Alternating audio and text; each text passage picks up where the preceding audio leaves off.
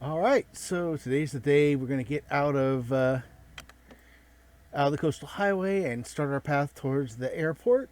The one thing we're gonna do first is get ourselves some water, since currently I don't have any. So we'll get ourselves to a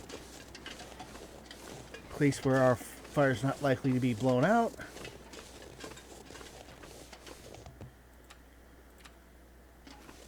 We'll put down a fire.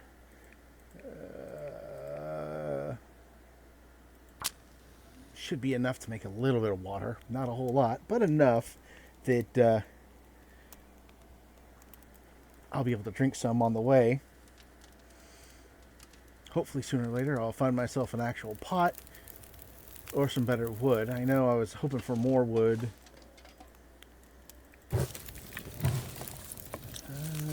18 minutes, that is not enough. Time to look for more wood.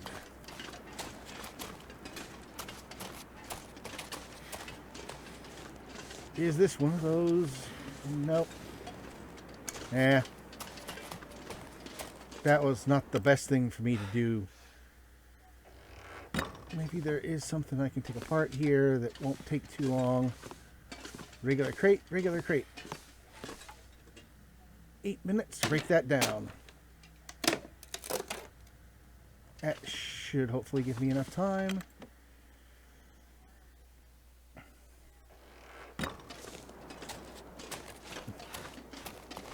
Yeah, I blame myself, mostly because I generally record these about a week apart.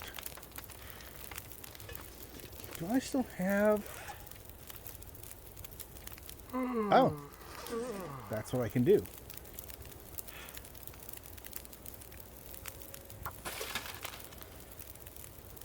I won't be able to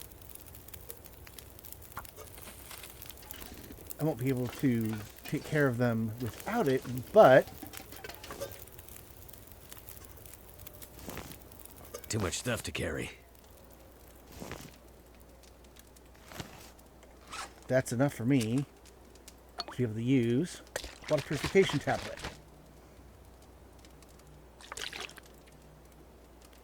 Now I have 1 liter of water. So using purification tablets is interesting because purification tablets have been around for a long while. And half the time all it is iodine or chlorine bleach, something simple that is just been tabletized so you can drop it in. Something easily measured, and you can go, oh, well, time to take care of this water. Now, a lot of the times, especially earlier tablets, they left a bad taste.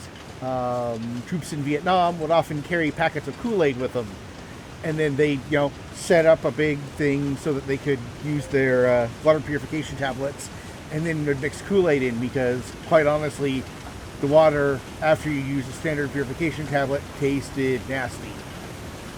Modern day tablets actually use a 2-part system. The first part is just the same thing as usual, something to cleanse the water, but the other part is something that actually deactivates the chemicals and takes away a lot of the nasty taste. What's that? That's a piece of coal. Yeah, probably in use on the train. And again, like I said, follow the tracks. Now, when looking for shelter, depending upon what you're sheltering from, one of these isn't a bad place, depending.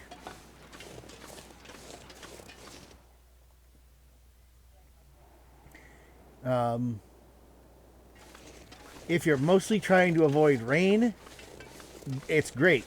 If you're trying to avoid the cold, might help you a little bit, but not much. And if you're trying to avoid the wind, it's kind of a maybe. It depends.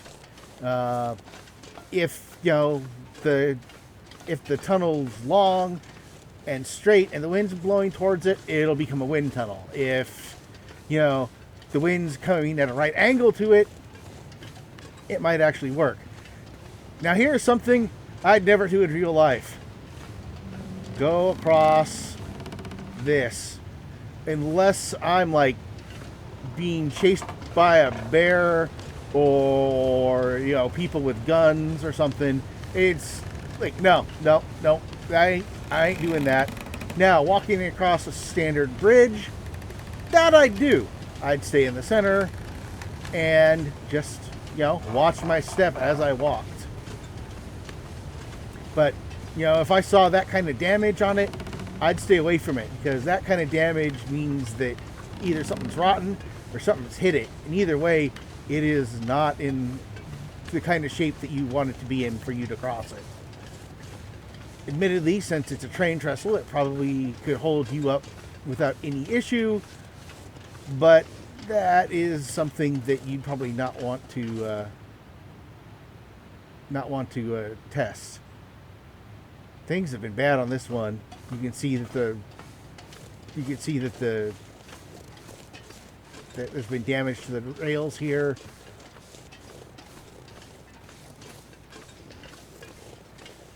And that would worry me a bit, because generally speaking, even if it's used only once a week or so, there will be people who come out and check the lines. And seeing damage like that tells me that nobody's been on this line for a while. Or there just had been an issue.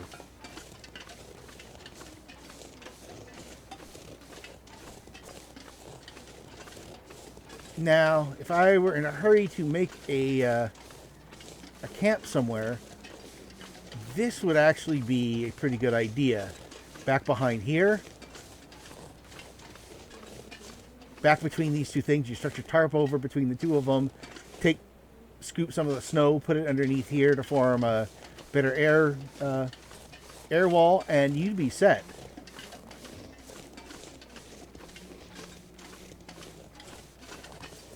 The other side's covered up.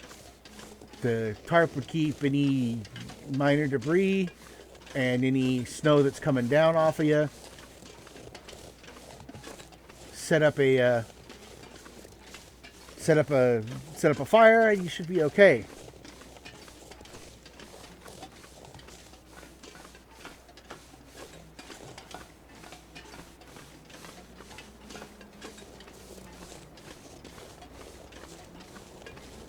Now this part of the bridge is taken care of, and that is a very deep canyon.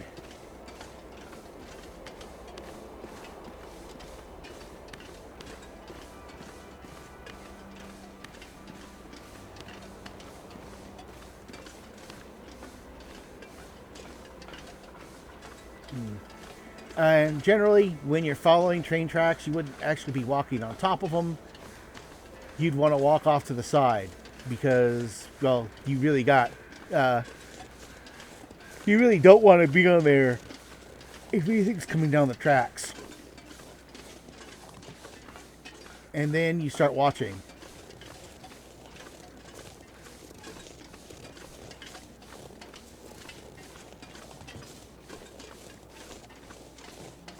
Here's a little side turnout, probably for loading. But that would be a good place to check, because there's a good chance that you'd find something, maybe just a storage area, something like that. But if finding a storage area does mean that, oh hey, guess what? You probably have some kind of supplies in there. Maybe not food, but tools. Maybe something to start a fire. Maybe some other things that you could use. One replacement timber would be more than enough to make firewood out of. But Whether or not that make good firewood is another thing entirely. Now, there's one other thing I'm not really great with in the long dark, and it's your inability to, vault over anything that's about ankle height. I mean, I could walk up here, be like, I need to go up. But, look, I can't actually go over that block of ice. And so you have to kind of play around with maneuvering to actually get where you want to go.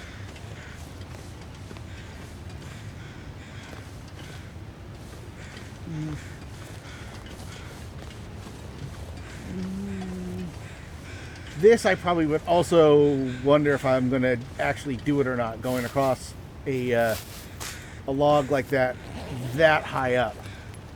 That'll come in handy. Oh, climbing socks. Feather. That's all part of the carcass. 1.1 kilos of meat.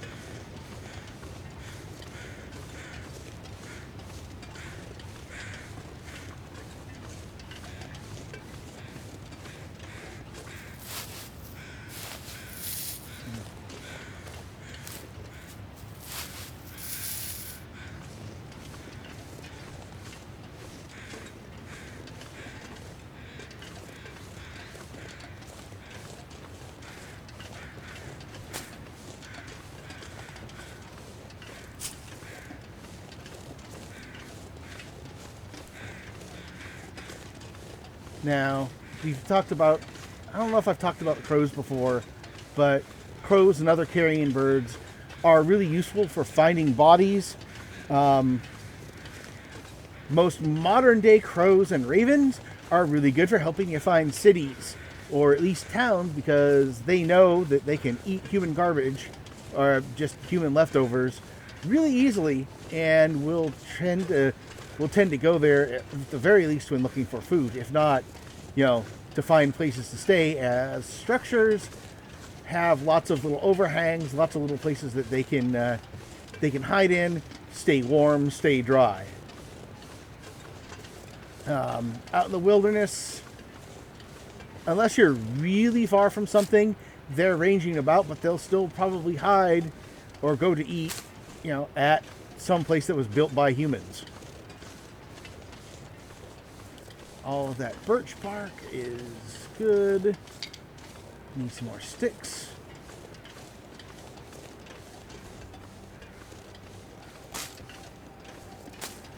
We'll get to do some crafting once we make it to some shelter. It's starting to get dark.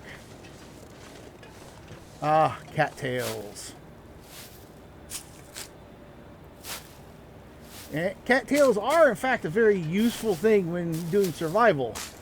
More so for the cattail heads than for the stalks. The stalks, in reality, are around somewhere between 15 and 20 calories for every 100 grams, as opposed to the 150 every 100 grams. This is something I think they just did to make the game a little bit easier when you're trying to go about and not starve. So you need to eat, 100, 150 some odd cattails if you want to sustain yourself for one day, which ends up being that ends up being about 10 kilograms of cattails, which is, most people would say, a bit too much. Something's making me feel tired. That would be walking through the snow all day. Now, walking through the snow is very tiring. Like I said, one of the items I think they should make in this are snowshoes, which decreases the amount of stamina you spend when walking on snow. Because the big problem with snow is the fact that you sink into it and then you have to kind of reach yourself out. It doesn't quite stick to you like mud, but it does stick to you somewhat and makes you use up more energy just walking. Now, snow doesn't really shift in this game, and honestly, I think that's just because that would be one gigantic pain to set up. Now, I'm here.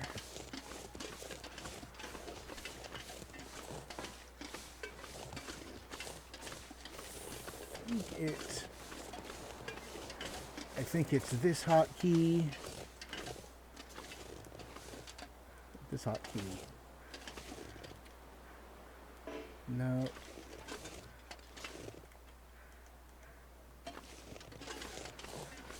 Let's go inside for a minute. I still have the raw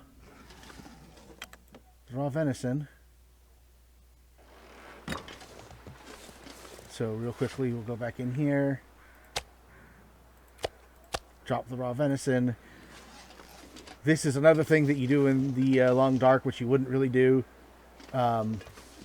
Yes, the snow is cold enough to keep it, but leaving it out raw like that would just turn it into something resembling freezer burn, but much worse. Not to mention the fact that you would have some kind of scavenger finding that and eating it. I think I can use this really quickly. You wouldn't really have a chance to like leave it out overnight. Now, if you're inside a building and you have a box, you lay like a garbage bag in it, put a bunch of snow in it. Ooh, nice long johns. And some super pork and beans. This place is kind of nice for me. We'll go check the other one. could end up being useful. Hydrogen peroxide. Honestly, hydrogen peroxide isn't that great of an antiseptic in comparison to at least some of the others. Let's do some crafting real quick. We'll go do some first aid. Make another old man's beard dressing. As far as preventing infection, that's another one of those. That's kind of pushing it. For a drink right now. It'd also be pushing it to say that rosehip tea would be really good at dealing with pain. But hey, you're trying to set things up in the game, which I'm not going to. I mean, that's just separation of gameplay versus. You know what? I'm going to sleep, so I might as well drink some herbal tea. I'll drink a soda.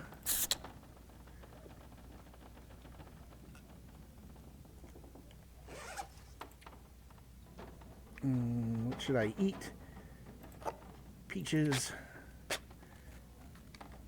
Yep, no scurvy here. We'll eat the peaches. In a long-term survival, something like scurvy could actually become an issue, but generally, in the short term, that's not something you're going to have to worry about. It's only once you get up to a certain point that that kind of thing is going to be a problem. For most people, you're just going to be, surviving for a few days. If you're just surviving for a few days, you don't have to worry that much about your vitamin C intake. Now, for the long dark, yeah, you actually are going to start worrying about your vitamin C intake because, well, let's face it, I've seen people running it who have gone and had, oh, geez, like 200 days, 300 days. By that point in time, yeah, you are going to need your vitamin C. You are going to need a lot of those things that aren't easy to get up in the north. Oh, goody, no frostbite risk finally, and it's starting to see how warm see how bright it is outside.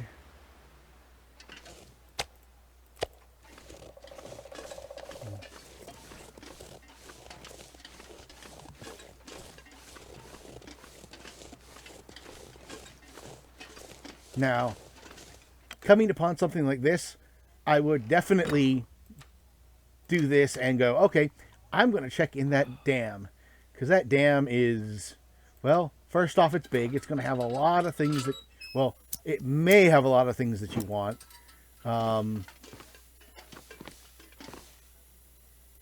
If for no other reason, generally a lot of people go through those. There's going to be a lot of things just left over. You know, not even thinking meta, just, yeah, you know, this is a place where you're going to find a lot of things. The out here is where you're going to find tools, where you're going to find hopefully some food, but so far, I'm not going to be near a gun. I'm not going to be near anything that I can make gunpowder for a while. Making gunpowder. I mean, you can make gunpowder. There are people who make it all the time. It is not the... Oh, go away. Oh, well. I will see what happens. Oh, a scrawled message. A new cave is opened up to Milton near the old trapper's place. Earthquake? Nah, just the way it is. That's the very bottom.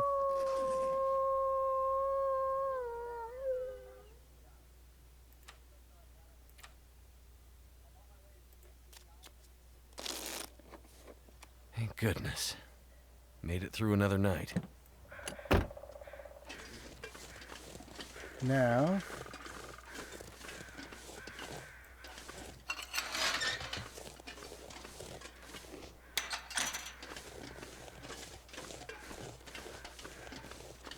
fenced-in yard is always a nice place, but this would worry me coming up to the dam, simply because of all the stuff that's busted. I mean, that's the roof of a house, so there was obviously a slide. Part of the house was taken off, and this is frozen enough that you can walk on it. Although, going up it, probably avoid doing that.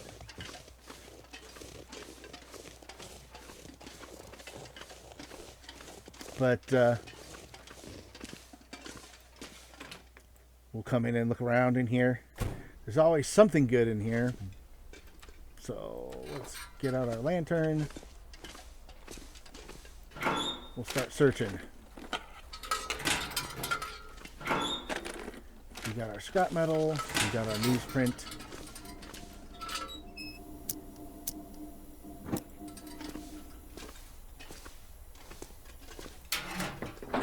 And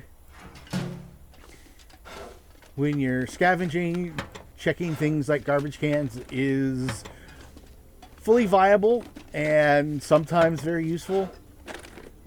Some people throw away the stupidest stuff or are very stupid in throwing away certain stuff. Other times you just get some kind of lucky finds. Old fridge is empty.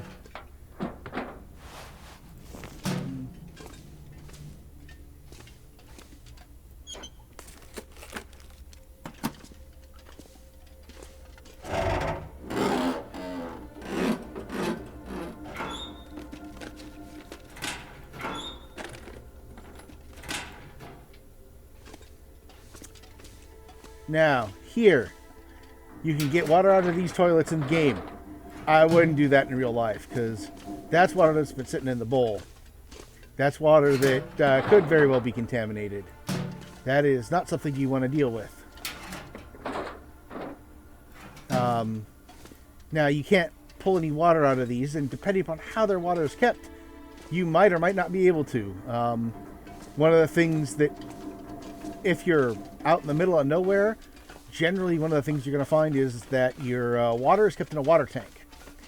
And when your water is in a water tank, gravity is the thing that feeds it. You don't have to worry about power or anything else, provided there's still water in the tank. And, if everybody, if the power went out and people were like, nope, we're getting out of here, there'd probably still be water left in the tank. Unless the unless the tank froze,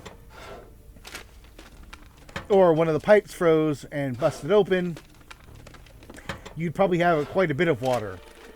If the water had been sitting there long enough, it might be stagnant. If there's stagnant water coming out, you should be able to smell it, in which case you'd put it in something to boil it again, and you should be fine then.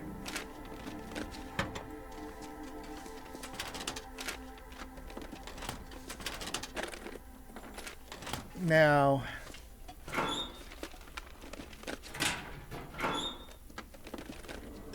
I think I can use this. That's for a specific thing, which I'm not going to be doing in this run. Water and a revolver cartridge. Some work gloves. Now, work gloves make you sweat. They aren't necessarily warm. But hey, they're better than nothing.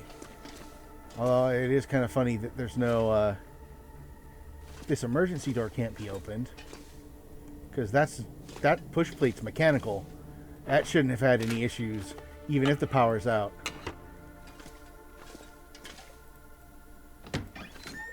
Now, having the elevator out, yeah, no power. Oh, this is a hydroelectric plant, so there probably still should be some juice running through it, even if there's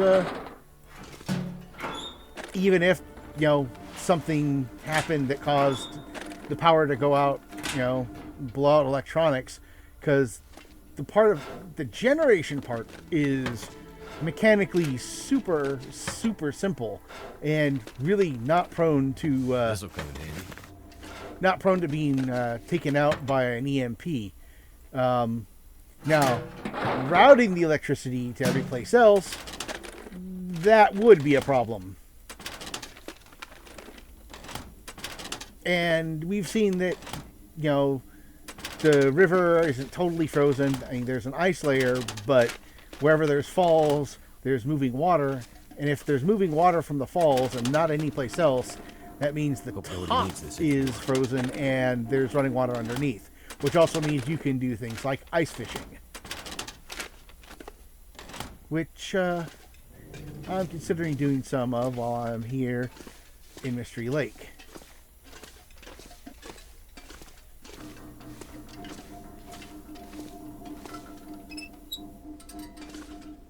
Wow, that's a little too dark for me.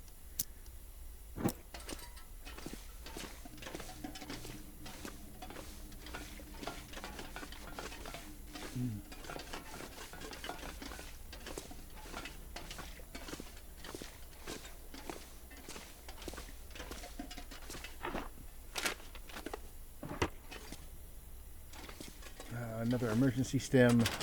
Honestly, carrying an emergency stem. I can use this. If you have allergies, they're really useful. If there's a lot of things you can do with them, I don't think that using them just for fast energy is probably very well thought out. And unlike what video games tell you, having stims really won't help you heal up. It'll make you feel better, at least in the short term. That'll come in handy. But yeah, it's not actually gonna make you any better. Another rifle cartridge.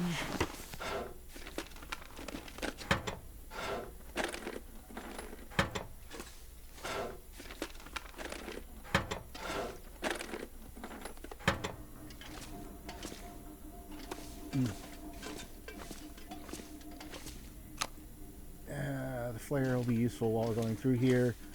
Another storm lantern. We'll take that up.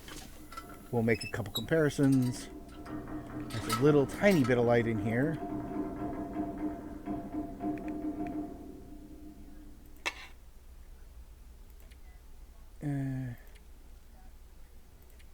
No. That second lantern's not really worth it. Got some shell casings. One rifle. I really need to find a cleaning kit. I think misfire way too often right now.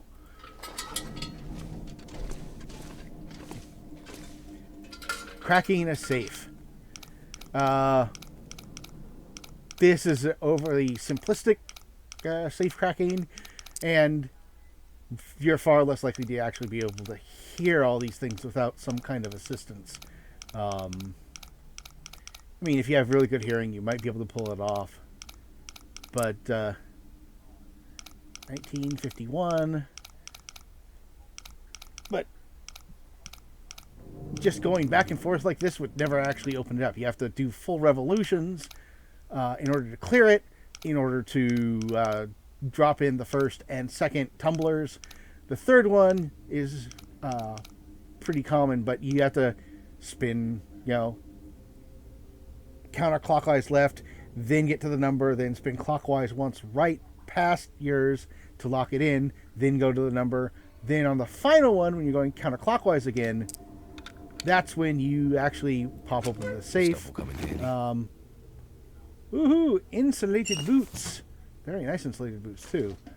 So let's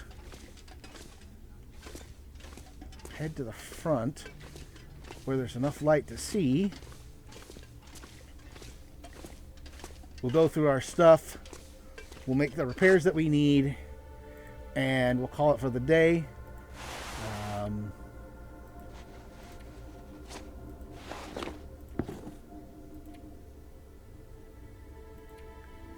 Yeah, the insulated boots are actually better at 39% than the 100% hiking boots. I don't know if that is that accurate as to how much better it is, but again, game, you're working with abstractions, and oh.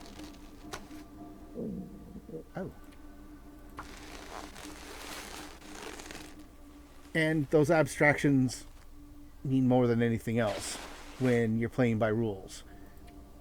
I am thirsty. So we'll have a nice long drink. Generally speaking, in a survival situation, if you have the water, drink till you feel full. This is honestly especially true if you're in the desert. Most people are like, oh, you should think about conserving your water. I think I've mentioned this before, but conservation of water generally means that you're going to die of heat stroke while still having half a canteen full of water. Now, there are some people who will tell you differently, but really, drink your water. Now, in the military, they will actually give you they'll actually have at bases and stuff, they'll have basically just a little color chart. It says, if your pee is this color, you're fine. If your pee is this color, you might need to drink some more water. If your pee is this color, why the hell aren't you drinking more water? And it's a rule. When I did Renaissance fairs, we used that exact same rule when keeping track of our hydration, because doing them in Central Valley, California, where it's 95 to 100 degrees, and you're dressing up like it's summer in very old England, where it was like, oh, it's the hottest, scorchingest day of the year, and it's 80 degrees Fahrenheit. You're not really dealing with the same kind of temperatures. So yeah, you're gonna go around, you're gonna look nice, but you are gonna get hot. So the best thing to do: drink that water and keep an eye on the color of your pee. And I no longer have a sewing kit. I need to find food.